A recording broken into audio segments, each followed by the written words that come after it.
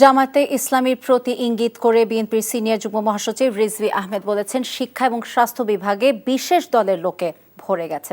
নয়াপল্টনে দলের সদস্যপদ নবায়ন কার্যক্রম উদ্বোধনকালে তিনি একথা বলেন।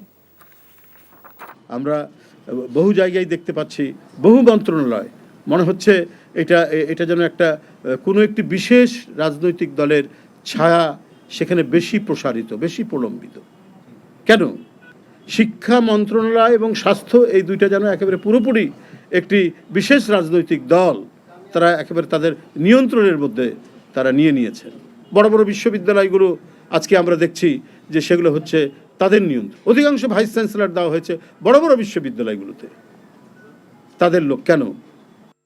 250-টিরও বেশি ডিজাইন অপশন নিয়ে ওয়ালটন স্মার্ট ফ্রিজ, বোঝে আপনার প্রয়োজন।